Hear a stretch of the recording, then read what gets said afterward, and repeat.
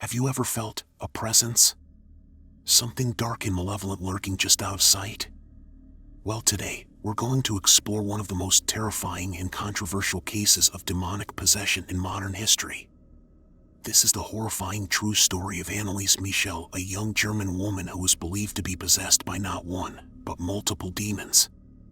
Her nightmarish ordeal in the 1970s was so extreme and disturbing that over 40 years later, it still sparks debate over the line between spirituality and mental illness.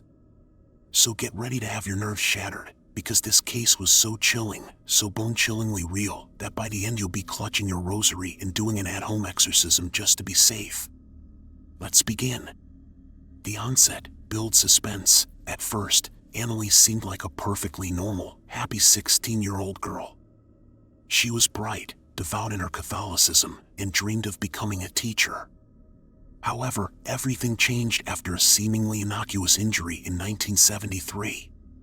After being struck by a severe seizure, Anneliese started exhibiting strange behaviors. She would hallucinate demonic faces and hear haunting voices telling her she was damned. Lurching movements and a sudden violent aversion to religious imagery soon manifested. Over time, these symptoms only worsened and intensified. Anneliese began licking her own urine off the floor, ripping her clothes off, eating insects, drinking from the bathroom toilet.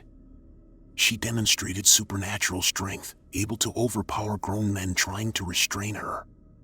But most disturbing of all were the voices. She seemed to speak in guttural, unearthly tones, and reportedly spoke perfect ancient languages she had no way of knowing, like Aramaic and Latin. The demons residing within her had finally made their presence known. The failed exorcisms, ratchet tension, as Anneliese's torment continued to spiral out of control. Her devout parents turned to the church for help. What followed was a series of harrowing, unsuccessful exorcisms and intense scrutiny. Over 67 different liturgical rite exorcism sessions were performed on Anneliese over 10 agonizing months by 2 different priests. Her petite body was observed exhibiting a litany of freakish, unnatural behaviors. She demonstrated a complete aversion to any holy objects or prayers. Records indicate her head spinning violently, her body levitating and contorting into the inhuman arched back position. Anneliese would projectile vomit foul substances, growl, and stare off with a piercing, demonic scowl. Despite the priest's most fervent efforts, nothing could seem to drive the multiple malevolent entities from possessing this young woman's body and soul. Even witnessing these horrors firsthand, the church still doubted whether it was a case of legitimate demonic possession or a mental affliction.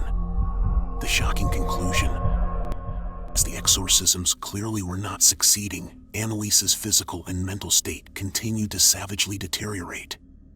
As the months dragged, she began to starve herself, stopped sleeping entirely for stretches, and would harm herself by biting off chunks of flesh and reopening wounds. In a final bid for salvation, Anneliese's family agreed to forego any further medical treatment, instead choosing to rely solely on the power of faith in God to save their daughter. But this decision proved to be catastrophic. By July 1, 1976, Anneliese had become permanently bedridden and malnourished to the point of weighing only 68 pounds.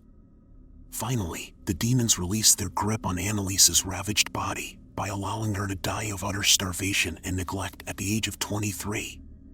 The aftermath and legacy of the Anneliese Michel case remains just as chilling today.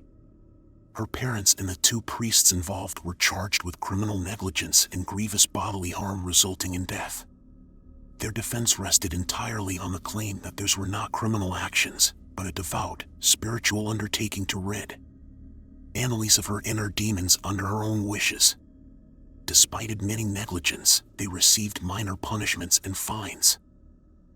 In the end, we'll never know the full truth behind what happened to poor Anneliese Michel. Was she one of the unlucky victims of an authentic, brutal demonic possession by malicious supernatural entities?